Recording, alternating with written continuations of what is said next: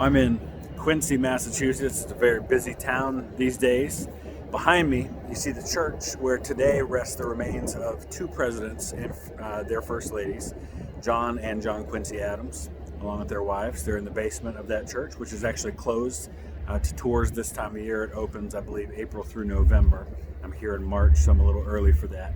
But the presidents were not originally interred in that church. They were first interred here, where I'm standing today, which is Hancock Cemetery. It's the oldest and for a long time was the only cemetery in Quincy, Massachusetts. From 1640 till the mid-1850s, I believe, this was the only place of burial within the town. Most of the Adams and Quincy families, John Adams' family, his ancestors, are buried here. His parents, his grandparents, so on and so forth. It's called the Hancock Cemetery because it's named after Reverend John Hancock, who is also buried here. He is the father of the much more famous John Hancock, who signed the Declaration of Independence with great flourish. So I'll take a look around for you.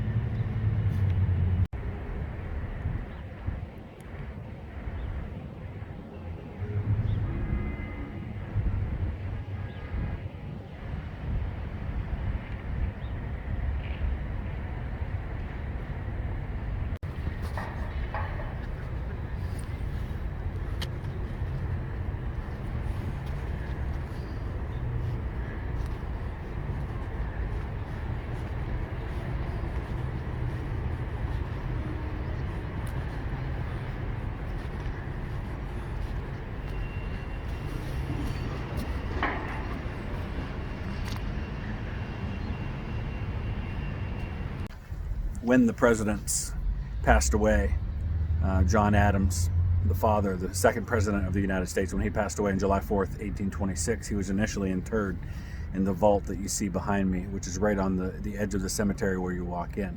The name has J.Q. Adams on it. His son, John Quincy, was later interred here when he died, I believe, in the late 1840s. They've both since been moved to the church across the street. One last thing about this grave, though, her name does not appear anywhere that I can see.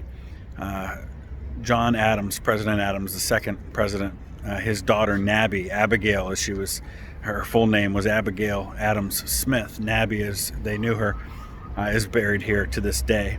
If you've seen the HBO series John Adams, you remember her. She plays a prominent role in the series. She passed away from a recurrence of breast cancer, which took her life before her father and mother passed away.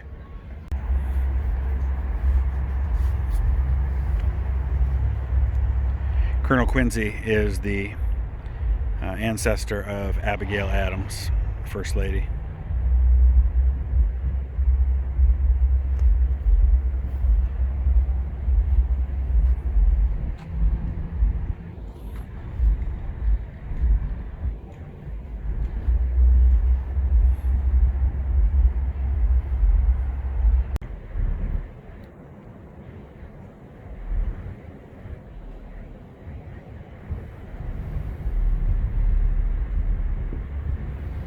You'll notice it says dedicated to the memory of Joseph Adams Sr.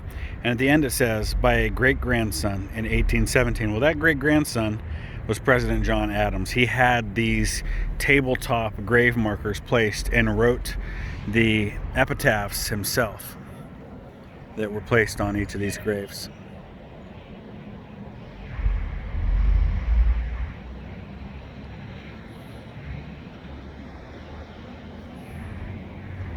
It says a lot about President Adams that he thought so much of his ancestors and wanted them to be remembered.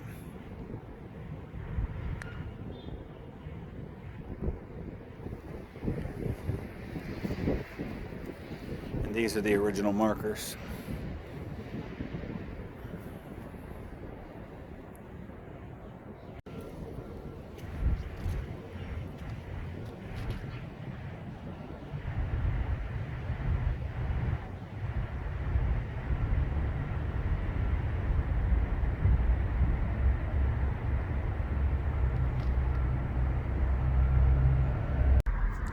One of the things that you'll notice in this cemetery and in historical records in general are these hyphenated or sometimes slashed dates that you see from this time period. Like this says January 17th, 1725-26. Well, why is that?